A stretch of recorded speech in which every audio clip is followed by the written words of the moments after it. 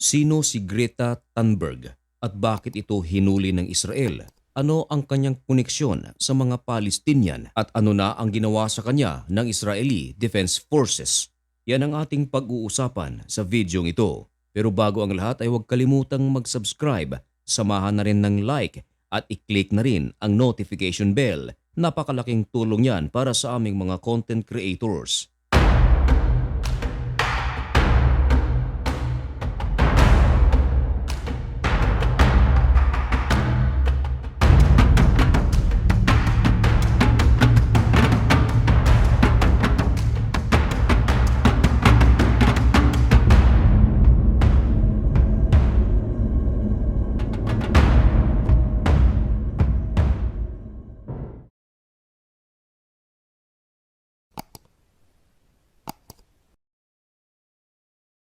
Maligayang pagbabalik mga kaibigan. Kumusta kayong lahat? Ngayon ay June 10, 2025 at isang napakainit at napagabagong balita ang ating ihahatid sa inyo. Ito ay tungkol sa nagngangalang Greta Thunberg at ang kanyang pagkahuli mismo ng IDF. Sino nga ba ang babaeng ito? Siya ay ipinanganak noong January 3, 2023. 22 years old na siya ngayon at siya ay pinanganak sa Stockholm, Sweden. Siya ay nakilala bilang aktivista. Matapang nitong tinutuligsa ang mga world leaders na agarang umaksyon sa climate change. Una siyang sumabak sa mga malalaking protesta noong ito ay nag-aaral pa lamang 2019 at tinira nito ang 2018 United Nations Climate Change Conference. Dito siya unti-unting nakilala. Marami ng pagkakataon na itong si Greta ay nakulong. Halimbawa na lang mga kaibigan ang kanyang pagkakakulong sa The Hague, sa the Netherlands. 2 beses ito. Pero kalaunan ay pinalaya rin. At ilang oras lamang ang nakalipas mga kaibigan mula nang siya ay pinalaya, sumali na naman ito sa iba't ibang mga grupo at nagsagawa ng mga protesta. Inuukupan nila ang mga kalsada maging ang mga railways upang magsagawa ng pagprotesta. At kinagabihan mga kaibigan, nahuli ulit ito at ikinulong. Yun nga lang ay pinapalaya rin siya kalaunan. Pero ang tanong mga kaibigan, bakit ito hinuli ng Israel? Kahapon lamang mga kaibigan, June 9, hindi nagdalawang isip ang Israeli troops na hulihin si Greta Thunberg.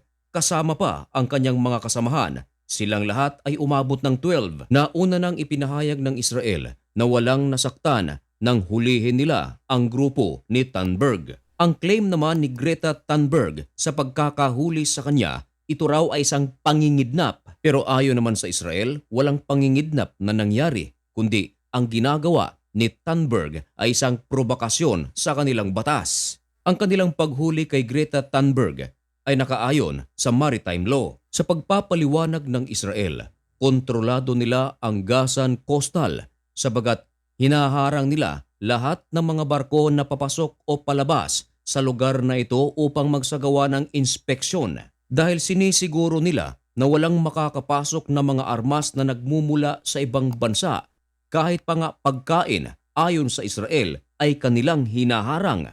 Ayon sa Israel, hindi naman sa talagang bawal ang pagpasok ng pagkain sa Gaza Strip.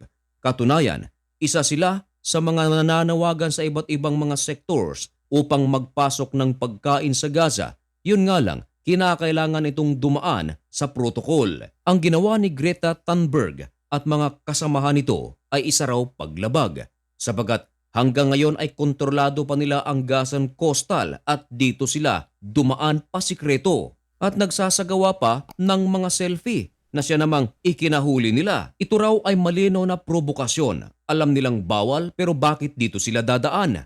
At ang matindi mga kaibigan, napag-alaman din kalaunan na ang grupo ng mga aktivista kasama si Greta Thunberg ay binubuo pala ng mga pro-Palestinian at ito ay mga Anti-Israel Freedom Flotilla Coalition. Dagdag pa ng Israel, ang grupong ito ay hinahamon ang kanilang blockade. Kinilala ng Israel ang ibang mga kasamahan ni Greta Thunberg. Ayon sa kanila, kasama dito ang Brazilian activist na si Tiago Avila. Kasama rin dito mga kaibigan ang French-Palestinian European Parliament member ng Rima Hassan at ang mga taong ito mga kaibigan ay kasalukuyang nasa kustodiya ng pulis na nasa Asdod. Ayon sa Israel, hindi isang beses na nagsagawa sila ng warning upang umalis ang sinasakyan ng grupo ni Greta. Pero maraming beses din daw nilang sinusuway ang mga warnings ng Israel. Ayon sa Israel, unang warning na kanilang isinagawa noong ang sinasakyan nila ni Greta ay nasa mga 1:15 a.m. pa lamang at ito ay nasa port ng northern part of Egypt. Ito ay may layo lamang na 55 nautical miles mula sa Israeli-administered waters. At can you imagine mga kaibigan, 3 a.m. ito ay nasa Gaza na. Kaya naman, pinakilos agad ng Israel ang kanilang Navy. Ito yung Shayetet at 13 Commando Unit. Kasama rin ang Snapper Harbor Security Unit at military officials ayon sa The Times of Israel. Ayon sa Foreign Minister at ng Navy ng Israel, kahit na nasa Gaza na ang sasakyan nila ni Greta ay binigyan pa ito ng pagkakataon upang makaalis. Pero hindi nila ito sinunod, kaya naman hindi nagdalawang isip ang Israeli forces na hulihin na sila. At nang hinuli na nila ito mga kaibigan, dinala ito sa facilities ng Israel at doon ay nagkaroon ng education.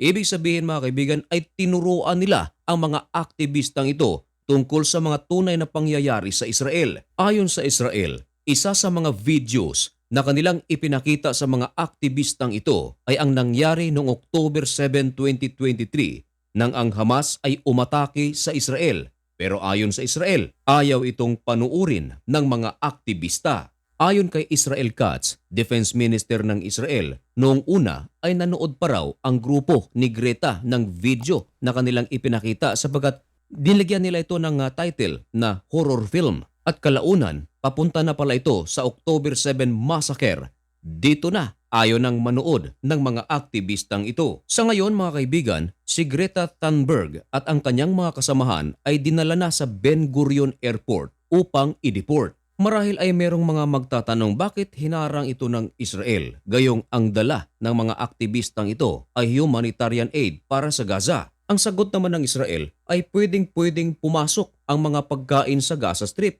pero ang kanilang sinasakyan at sila ay hindi na pwedeng pumasok. Ayon sa Israel, patunay lang daw ito na kahit sa panahong ito, marami pang mga tao na gusto nilang mamayagpag ang mga murderers gaya ng Hamas. At kung kayo naman ang tatanungin mga kaibigan, sang-ayon ba kayo sa ginawa ng Israel sa paghuli sa grupo ni Greta Thunberg o ito ay isang kalabisan? Ipaalam ang inyong mga komento dyan sa comment section at malugod ko po iyang babasahin. Sa lahat ng aking mga mahal na kababayan, Luzon, Visayas at Mindanao, sa Israel, sa Ehipto, sa Saudi Arabia, sa Jordan at sa iba't ibang panig ng mundo. Hanggang dito na lamang muna ang video ito. May God bless you and thank you so much for watching. Goodbye.